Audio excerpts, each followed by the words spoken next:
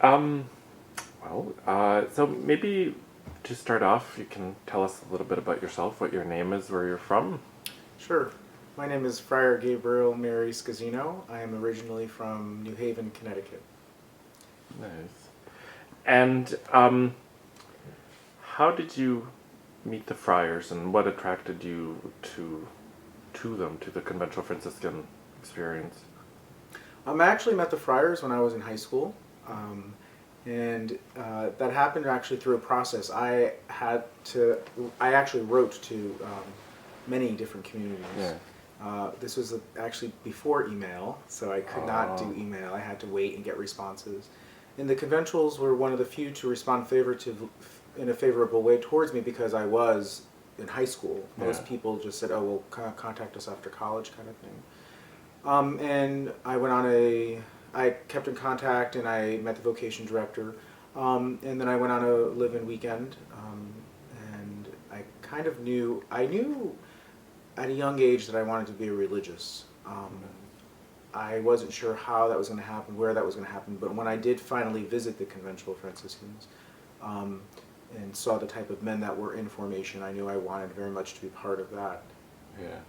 Yeah. So, but when you went to that living weekend, did you have a good time? Did you Yes, Yeah. I did. I mean, we all come into this very naive, we're very unsure of what to expect.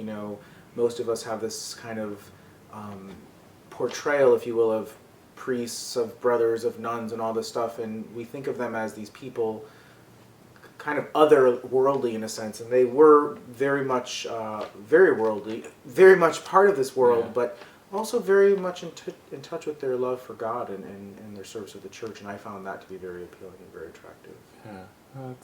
That's very interesting. Um, how would you say that your early formation as a Catholic, how did that prepare you for being a Franciscan and for living as a religious?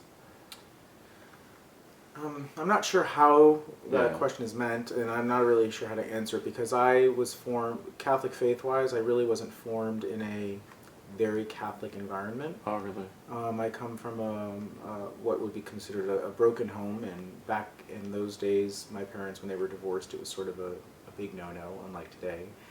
And we were pretty much just nominally Catholic. I did make my first Holy Communion. I was baptized and made my first Holy Yeah. Communion, and church not frequently, very infrequently.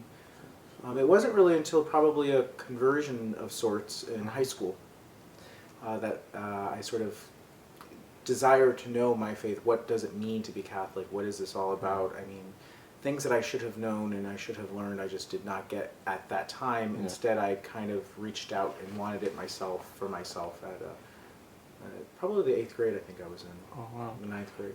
Um, just you mentioned conversion experience. Was there some particular event or a series of events that really kind of brought you to?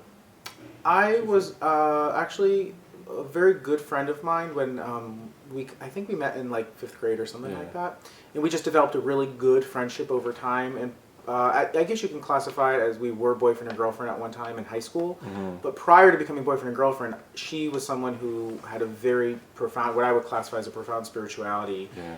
This notion of loving God, that I was attracted to that very profoundly, and I'm like, you are speaking a language I am not familiar with, but I want to learn. Oh. And it sort of happened gradually through that Yeah. process where, she started inviting me to church events and things like that.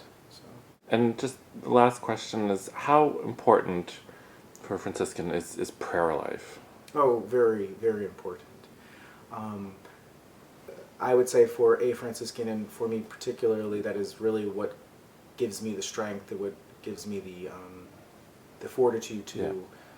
continue and to be happy in this life, and really from where everything else stems. So the ability to, for me to be forgiven and for me to ask for forgiveness when things do go wrong in the community stems from that. The ability to reach out,